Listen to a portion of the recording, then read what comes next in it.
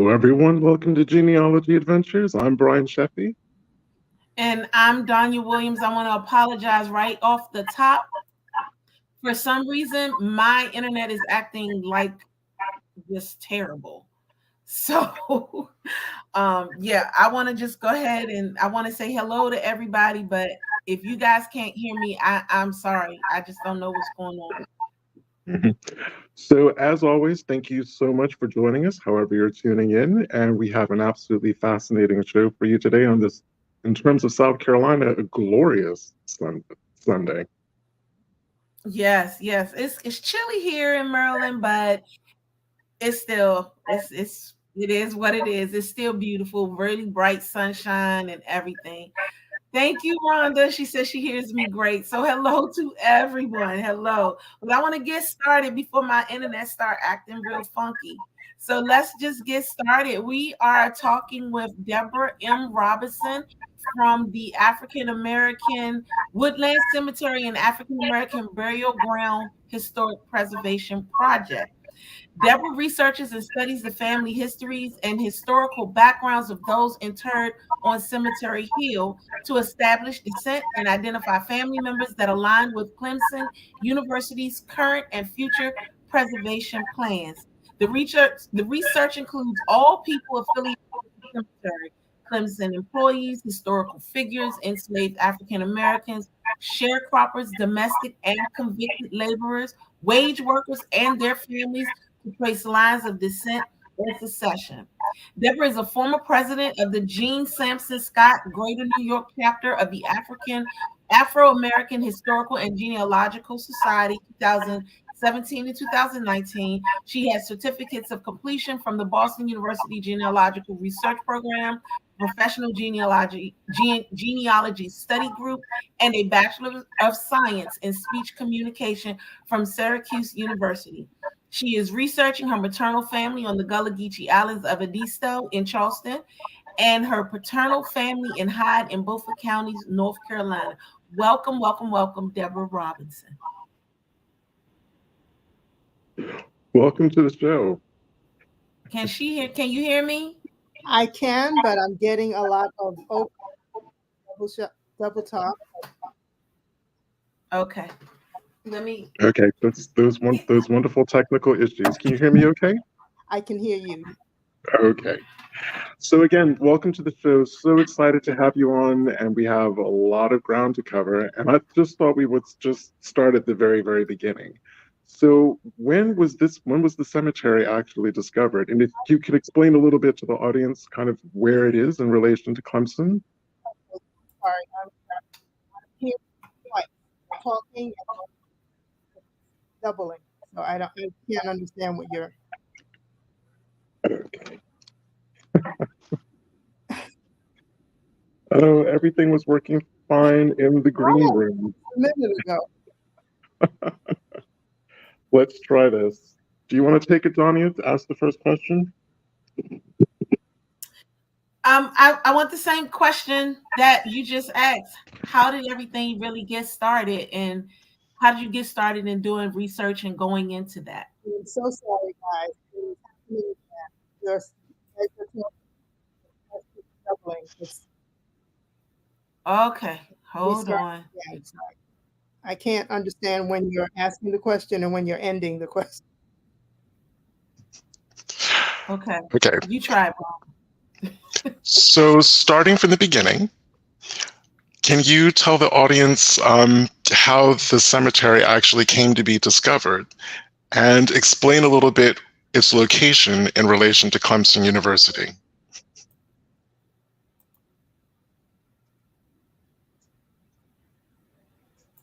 Okay, so Clemson, the Woodland Cemetery is located on Clemson University. And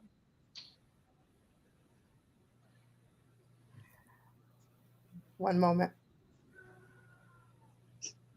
Everything is doubling. I'm hearing you and myself again.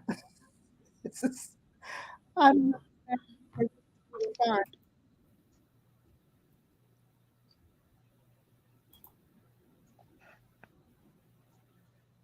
Maybe it's me. Hang on. Should I Oh, should I reload my page? huh? Should I reload my page? Maybe it's Yeah, try to come in and come back out. We're sorry, guys. We're having some difficulties. Well, as we're waiting for our guests to arrive, the thing that really I think it interests both of us is just the importance of African American cemeteries, and I guess what I find really distinctive about this one is just all the different populations that are buried there. Okay. Exactly. Exactly. When I started doing the research on it, knowing that John C. Calhoun, the vice president back in the mid 1800s, I believe, Hmm. we're connected to him. So I was like, are you kidding me? So now is this another connection that I have? And yeah, it was really crazy to me to find that, to see that. And again, just in our kind of initial research about African American cemeteries, especially from this time period, is just the sheer number of them that have been lost or forgotten over time, and how Right. important it is, for all of them to be discovered. And I know that people can say that the same of any old cemeteries. They go out of use, people forget about them, um, and they're always important for genealogical research. But again, it's just a kind of an added resource for specifically for African Americans who are researching their ancestry. It is. And for those that don't know about it or haven't heard about it, Woodland Cemetery African American Burial Project. I'm just going to give you a brief overview about it while we're waiting for her to get back on. It says the Woodland Cemetery, an African American burial ground historical preservation project, was formed in the summer of 2020 following the recovery of unmarked graves in Woodland Cemetery. By early 2021, ground penetrating radar identified more than 500 unknown graves. So, and in doing so, they believe that they belong to African and African American enslaved persons, sharecroppers, tenant farmers, domestic laborers, convicted laborers, as well as wage workers and their families. As they learn more about who's been buried there, the Preservation Project is also working to research, memorialize, and share the full history of the cemetery, which was established in 1924 for the white employees of Clemson. This is interesting to me because if it was established for the white employees, then why are African Americans buried in it during that time period? It's really the whole thing, everything about it is just really crazy. Can you hear us now, Deborah? Is it Yes, I double? can. Oh, that was so scary. I'm so sorry. That's okay.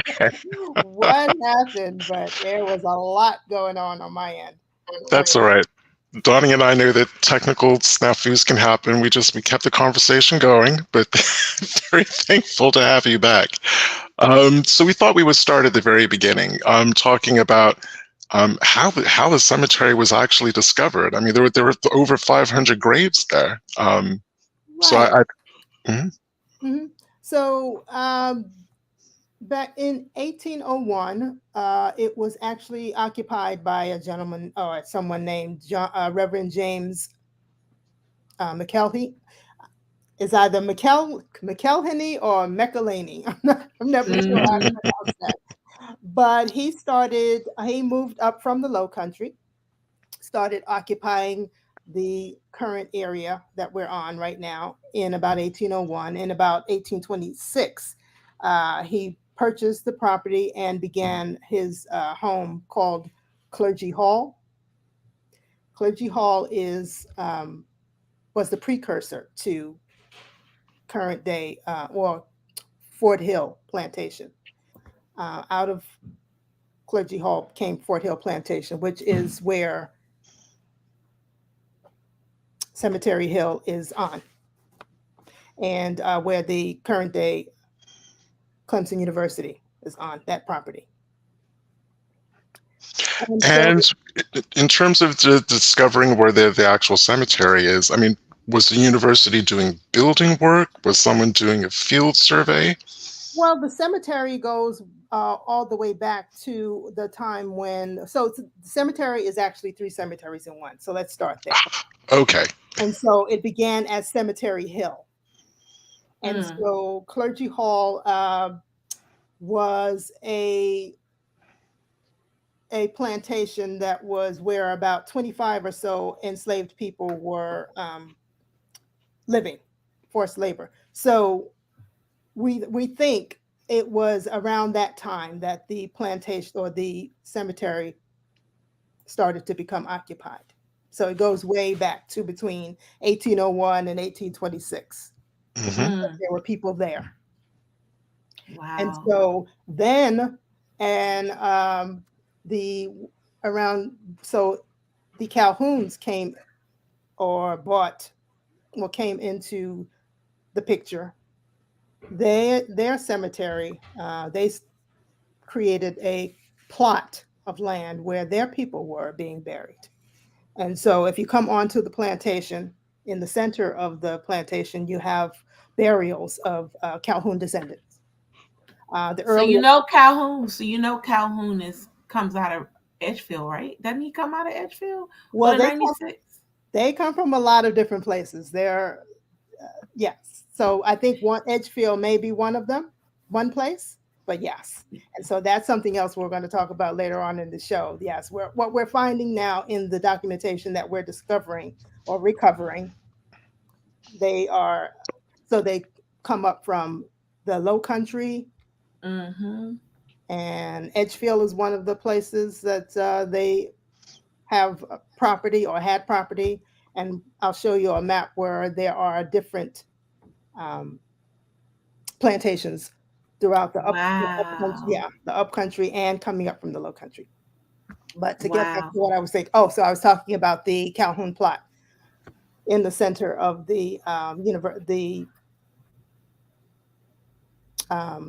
plantation.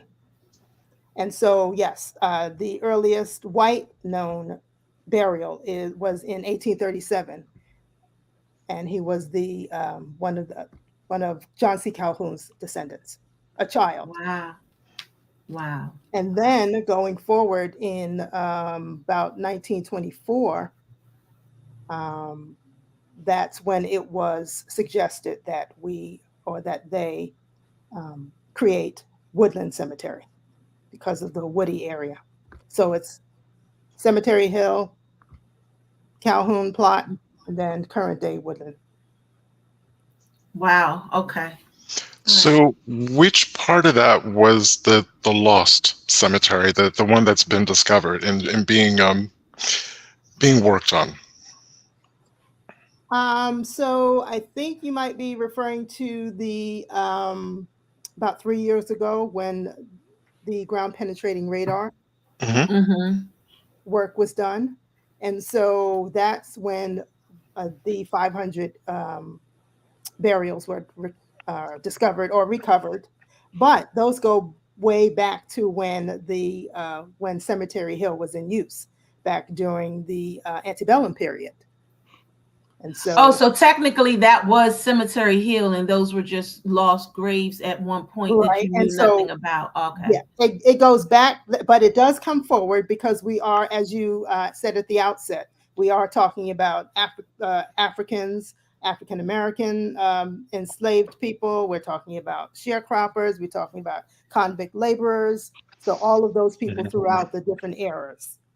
Wow. So, and again, I'm just curious about, are you aware of what led to that ground radar work being done? Because it seems as though if that work hadn't been done, those 500 graves wouldn't have been recovered. Right. So back in the 1990s, there was an African-American archaeologist whose her name is Carol Cowan Ricks.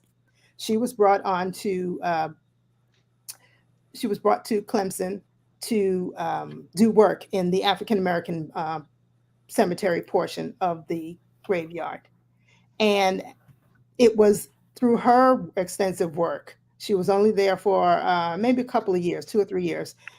She was with working with the students and with the a few people in the town. I think she worked with young people as well, as young as middle age school. They all worked under her guidance to document and to do archaeological work. And it was mainly her work that told us that there was all of these graves there. And she suggested doing ground penetrating radar at the time, but that work wasn't done at that. She wasn't able to do that while she was there. Okay, so it seems to me, if I have this right, that it was known that there were a few burials in that location, and I guess the work that she did revealed just the scale of how many more burials there were. Exactly. Well, yes, it was always kind of known that, yeah, these people were buried there, but we never had the documentation. I just have to shake my head and I'm kind of scratch my head thinking that a cemetery of that size, and I know we're talking about a cemetery that have marginalized people in it, Right. but that a cemetery of that scale could have just been forgotten. Right. Is it because they were marginalized? Probably, yeah, because on the other, another part of what's going on is I'm sure you're aware of Dr. Rhonda Thomas's work in the Call My Name project, where she wrote a book and she's talking about all of the history of everyone who's been instrumental in building the current day college or university. And so, yeah, a lot of I've actually been trying to get an interview with her. So this isn't a question, it's more of a commentary. It just really strikes, and I'd love to get your viewpoint on this too, Dania. It just strikes me as no matter what ethnicity you are, it's important for everyone to pay their respects to their ancestors, because it just seems like maybe one or two generations who stop going to a cemetery, it just becomes unused and then it becomes forgotten. So here's my thoughts on that. My thoughts on that is it's not that it becomes forgotten. African American cemeteries, and I think we learned this from the last lady that we were talking to about the projects, they just ignore them and they don't fund them the way they fund other. It's some type of funding that has to be done, and unfortunately we don't do that. If we don't get that funding, then we have to take care of it ourselves, and if we're not out there taking care of it ourselves, then that's when it gets lost and goes away. I think we have a cousin online right now, one of our audience members, All Things Read. She is actually a part of the Cochran church in Edgefield, South Carolina, trying to not just save the church, but also save the burial ground there, because they owned it and it was taken away from them. And because it was taken away from them, now they have no control and they're losing their family that is right there, and anything can be done. So I think it's a mix of land being taken from us that we originally owned, not being able to get that land back, and then us just not caring for what we should be caring for in the first place. That's my thought process. And again, I'm gonna piggyback on that, saying, because I'm realizing that Cemetery Hill probably didn't have a church associated with it. It sounds like its origins were very much plantation based, so there was no draw, there was no pull to keep people to continually come back. And then again, if you're talking another group of people were convicts who died, who knows where their descendants and their families were actually based. There's nothing to say that they actually came from the area around Clemson, which leads me to my... Actually, Dr. Thomas has done some extensive work in the South Carolina Department of Archives and History. And she has identified at least 12 convict laborers, which you'll find on our site. And she has gone into the penitentiary records and located where the convict laborers who died at the time was called Clemson College, where they were from, where they were convicted. So she actually found those records. Mm. So were they convicts who worked specifically for Clemson? What was that relationship? So they were convicts who were leased by Clemson University from the state penitentiary. Due a lot to that clause in the 13th Amendment that Hmm. allowed for incarceration, involuntary incarceration. Mm-hmm. So yeah, they took full advantage of that loophole, Wow. Got it. brought them onto the campus, and they were actually responsible for a lot of the buildings of the first buildings, the um, making the brick, clearing the land, all of those. Oh, wow. Yeah, extensive work Mm. done by That those convict laborers at the beginning of the college's um, mhm. history.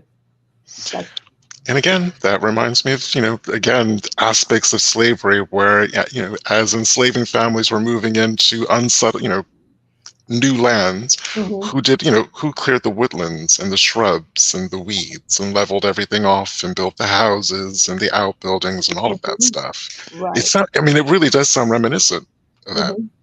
Yeah, yeah. It's nothing new under the sun, right? It's Yeah. yeah. Okay. Nothing. So Nothing. they just carried on that practice. Absolutely.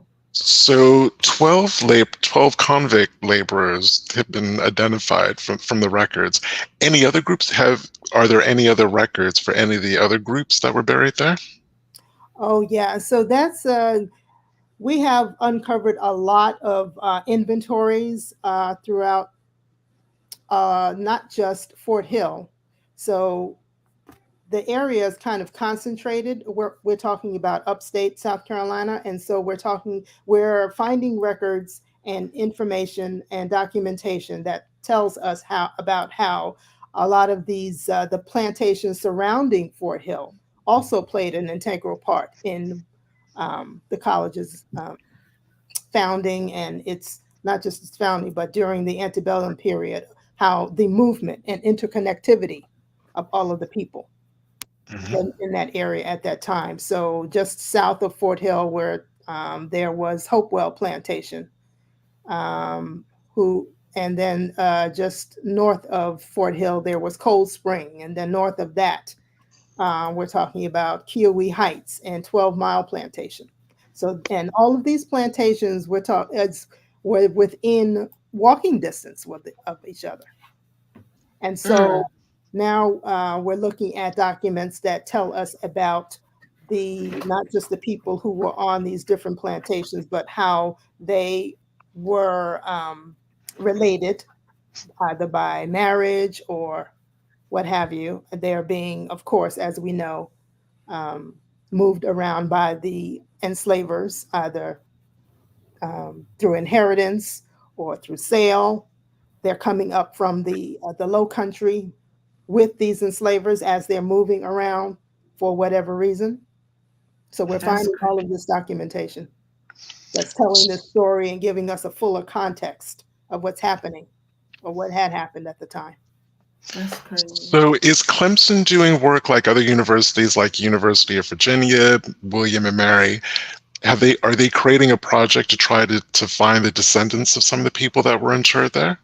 Absolutely. So we are a part of I'm sure you're aware of the consortium called the Universities Studying Slavery. Hmm. So Clemson is a member of that consortium. And yes, a major part of what we do in the project is we have a community engagement portion, and we are continuously reaching out to the community, reaching out to the even people who currently work at the university, just making sure that they understand and that what we're doing and what kind of research we're doing, and inviting them to become involved, and so they know what information we have, and giving them the opportunity to have a voice. And Lucretia Sims has asked a really great question. So along with the records, are the graves marked with names, or are you just going by the records that you have to identify the people interred there? So no, none of the graves are, none of the unmarked graves so yes, the 500 or so graves were unmarked. And so no, we do not have names on those burials. So we're looking at the records and letting the records tell us. Will you guys be doing any kind of DNA testing of those particular bodies, or you won't be able to do that? Okay. No, because of the soil content, Mhm. they are likely not many bodies left to test through DNA. Wow. Yeah, because from what I understand, in the upcountry, the high acidity of the soil content doesn't allow for the bodies to have remained intact all of these years. We're talking maybe about after about 60 or 70 years, they are no longer accessible. And probably it's probably fair to say that they weren't interred with like the best caskets. I was going to, yes, just mention that. Yes, with shrouds or, yeah, pine boxes, all of which probably or more than likely have disintegrated by now. So no, we're not talking about DNA at all. My God. But yes, to finish answering the question, yes, we are looking at the records and letting the records tell us. For instance, we have a record from St. Paul's Episcopal Church, which is a church in the area. And it was a record of a man named Tom, an enslaved man named Tom. And it said that he was enslaved on Fort Hill Plantation, and that he died on a particular day. And so, with that record, it's more than likely that he's buried on Cemetery Hill. Wow. And also, I'm sorry. Go ahead. Those convict laborers, the records that Dr. Thomas unearthed in the South Carolina archives say that they died on Cemetery Hill. So where else would they be buried but in Woodland Cemetery? And Deborah, you just reminded me of another topic for Donnie. We have to do a show about diocese records, because it seems to be a thing in South Carolina, because I've just discovered about the Catholic Diocese of Charleston's archives, and they have loads of stuff about enslaved people.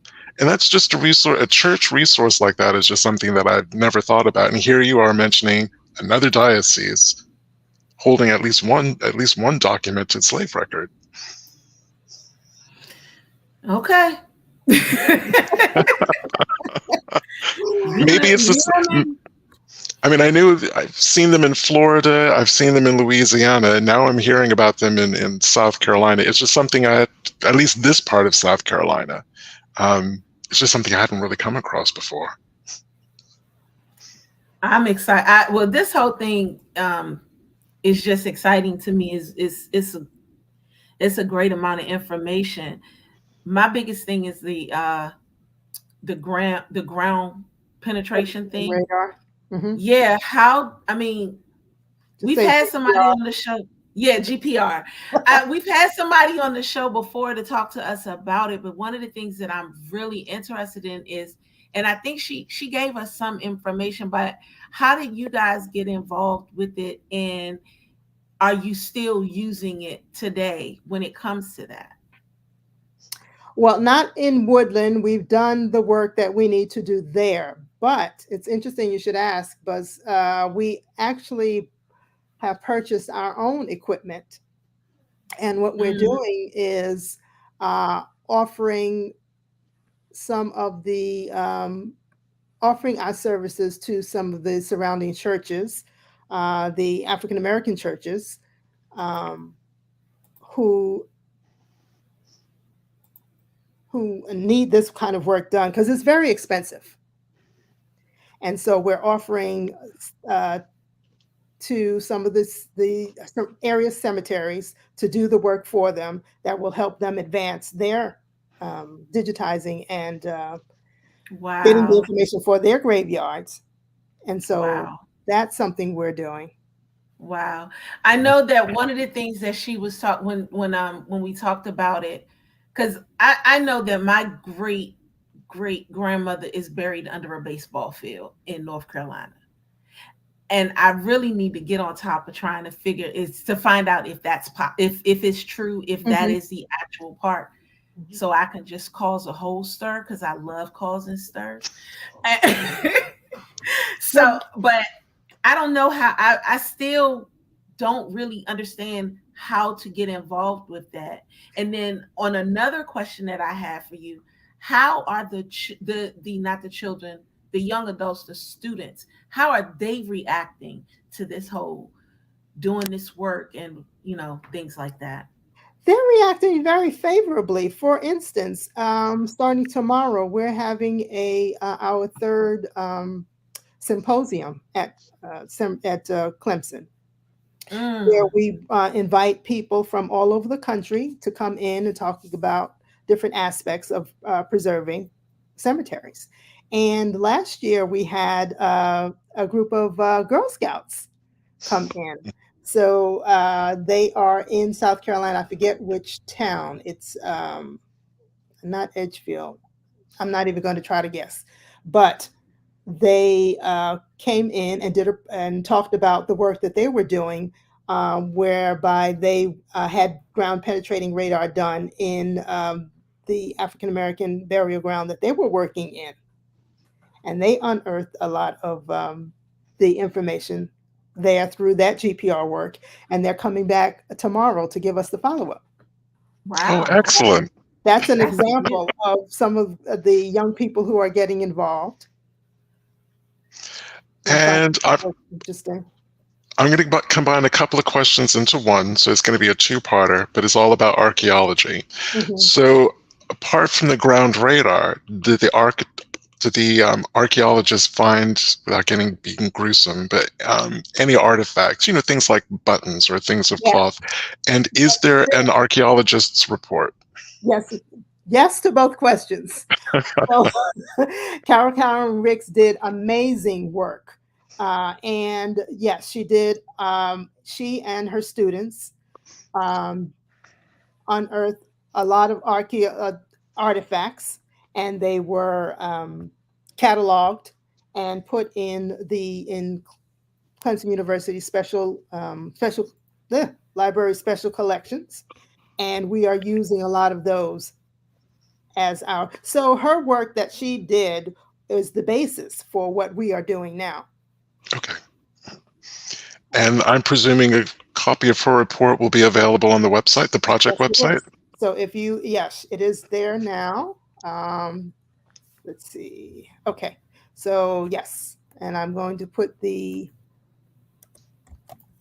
in the chat, and so okay. you can share it. Okay. And while you're doing that, I'm going to ask another question related to this one. So you mentioned that there's a collection. I'm presuming it's at Clemson. Is that open to the public? You can go to Clemson University's, yes, their library, special collections library, Mhm. yes, and access what they have online, yes. And so, do you have that, Danya? I'm checking it now. Yes, I have it. I'm putting it in now. Okay, and so, yes, you can access, first of all, the information that is in Clemson University's special archives and collections. And going back to Calhoun Ricks, there are several pictures of artifacts that she's found, like porcelain and bullet casings and indigenous projectiles. And there's a picture of her working with her students. So all of that information is available on our website. See, I So love we this. have. Go ahead. I was just going to say I love the sharing links and knowledge in real time. Yeah, definitely. We actually have a member who says she recently learned the 3 family members' graves were moved during the construction of I-64 in West Virginia, but her grandparents' remains are still there. Mhm. That's wow. Yeah. Ah. Well, something you said just a few minutes ago, I wanted to follow up on, Danya. You're Mm-hmm. talking about GPR and how your ancestor was buried under a baseball field. Yes. And so I think I was mentioning before we came on the show that um, Woodland Cemetery is closed at the moment because we, as a result of having found all of these unmarked graves, we Mm-hmm. have we are doing the Pathways project where we're moving the cement and the roads off of a lot of these unmarked graves to reveal them. Oh wow. Oh, wow. Yeah. Oh, So that just sent chills through yeah, me, and so Deborah. Oh my God. yes, and so we are revealing a lot of where. So uh, originally, after the ground penetrating radar, if you went into the cemetery, what you saw were hundreds and hundreds of flags, those little flags you put on the ground. And Mhm. so a lot of those flags and um, ground markings were on cement trails and just under inaccessible places. So we want to give respect and honor Mhm. to these unmarked graves. So we redid the pathways to open them up. But That's I so have to. amazing because one of our people, and this is so true, he was like, at any moment we could be on top of graves, and Yeah, Yeah, that is amazing. exactly. Wow. but So the GPR work told us where those graves were, and now we can honor them. Mm. which I have to ask the most obvious question in the room. So, and kudos to Clemson, I have to say, for taking for taking this on and for being completely transparent. But when those pathways and those roads were laid, there had to have been an indication that there were burials. I can't believe that they didn't know that. Yes. And we are uncovering the documentation that says, yeah, it was known. Oh, you are. Oh my, Okay. wait a minute. Are you serious? There's just so much going on. Well, I mean, because there were all of these committees and the trustees and all of these different entities, you know, The, I mean, the fact that we know how that I goes. mean the fact that you guys are now, I mean, how are they reacting to the find of, yeah, we knew about it, but we didn't care. We're gonna cover this up anyway. Like, because that's basically what that was. Well, a lot of those people are no longer there, and the ones that are being they're being supportive. I mean, they got a choice but to be supportive. If they're not, then they look a certain way. I Mhm. mean, everybody wants to cover up their whole. I don't know. I know every time we talk about shows like this, Sunday, you guys always just kind of drop these bombs where we're looking like, what did you just say? Yeah, it's really God. hard work. It really is. It's hard work, but it is necessary work, as you know, and we're getting through it. I think so. One of the problems, it's not a problem, but is one of the what's going on now in our project is that we are uncovering so much documentation. We're having to stop for a moment and figure out how we're building infrastructure Mhm. so that we are in pulling all these documents together. We want to be able to access the information when we need it in a way that is efficient. And so we're using not spreadsheets, but relational databases, Mhm. and looking at some other, I don't want to call any names, give out any any any but so we're looking at different options. That's what I should say. Okay. Of how we can access all this information, particularly the names of the enslaved.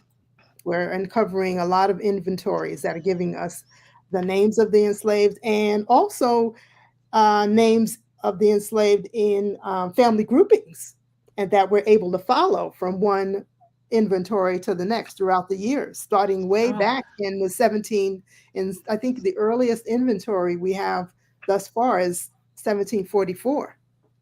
Oh, wow. We're Well, following particular family and bringing that forward.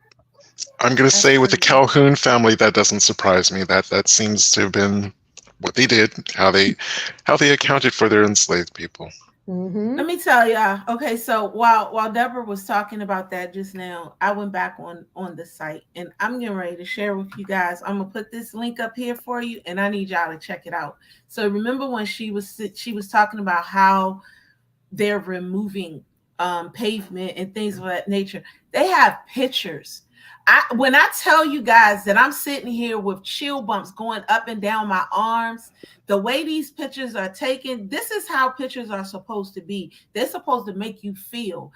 And the pictures that they have on this website, they make you feel. So let's go into the virtual tour that you guys have, because you said Woodland Cemetery is currently closed. Mm-hmm. However, we could still take this tour. Am I correct? Yes, absolutely. Absolutely. We want you to. Please do. That's why it's there. Wow. So talk about the tour a little bit and what it shows. Sure. Let me get to it so I can speak about it in some kind of intelligence. Okay. And so, just as it says, you're exploring it to look at interactive maps, and we have historic video footage of the cemetery before and now. We have a creative inquiry team class taught by one of our amazing historians, Dr. Sarah Collini, where we're teaching students how to access and how to utilize historic documentation. And so they helped develop this virtual tour that shows you how, as you're in the entrance of the graveyard, and on the right, you were looking at an aerial shot of the cemetery. And as you can see, it's just adjacent to the Memorial Stadium. And some of so as you're going through the tour and you're looking at the different aspects of the graveyard, you're going to discover just how small the cemetery has gotten. It used to be a lot bigger. These parking lots that you see on the left and on the bottom and on the right, that used to all be a part of the cemetery. So over the years, there's been a lot of encroachment. Oh, wait a minute. So the bit that I'm seeing on my screen, which is to the left, which looks like a lot of structures, that was originally part of it. Right. Wow. So as you can see to the left where it says Centennial Boulevard, and that was part of that was originally part of the cemetery. And let's see, I want to get to the part. So wait a minute. So what you're saying is that Centennial Boulevard is now being dug up? No. What I'm saying is that part, that used to be a larger part of the cemetery. The cemetery has shrunk in size.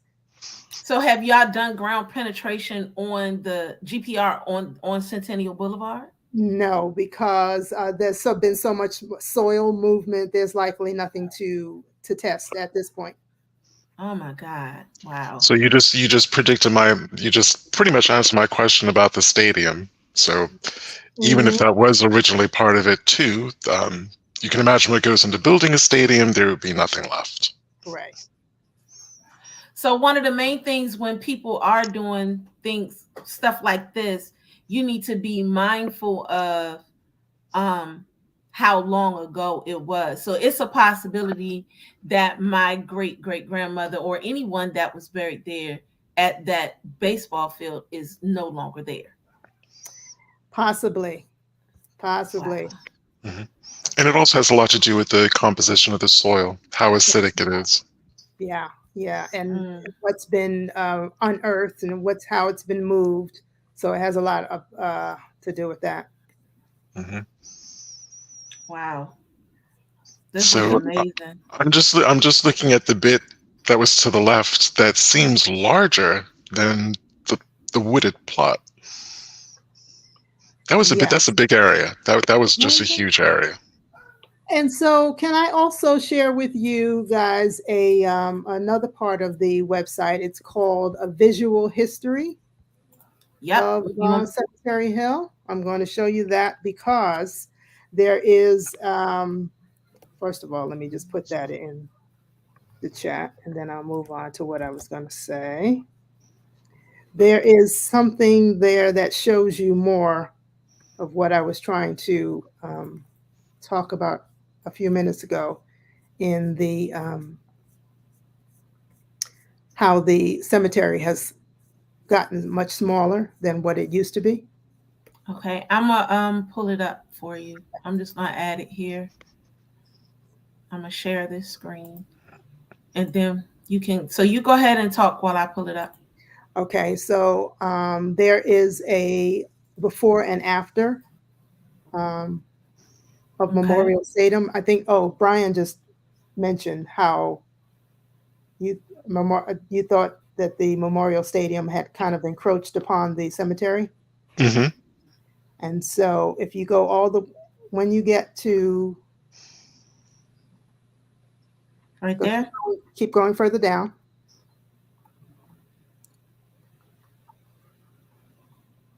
Go down more, a lot more. A lot more. Okay. Yep.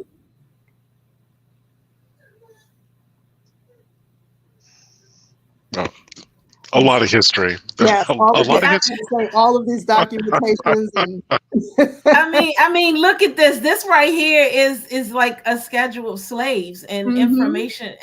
This is just amazing. It This is. is amazing. And there This goes is that. out. Yeah. Go ahead. Keep going. Okay. I want to bring you to the the before and after picture of Of all of this. of how what the cemetery used to look like, and what it looks like now. Is this it? Yep. Oh, is it? Come down some more. Go up a little bit. No, keep going. That's not it. Okay. So this said building a That's it, memorial. right there. Right there. You just passed it. That one. Yes. And so you can move the aerial photos over. Get out. Look at this. Y'all stop it. So that's what I wanted to show you. How you can see the before The and difference and the change. Yes, Look. exactly. See how, and that's what I was trying to and not doing a very good job of explaining how the cemetery, how large it used to be in just 1938 to Brian, 1944. you see the stadium? Yeah, I do. Like I said, actually, to be fair to you, Deborah, there's no way that words could describe the scale of the change that's happened Okay, to thank that you. property. No, you didn't. That's enormous. A lot. Yeah, It's a lot.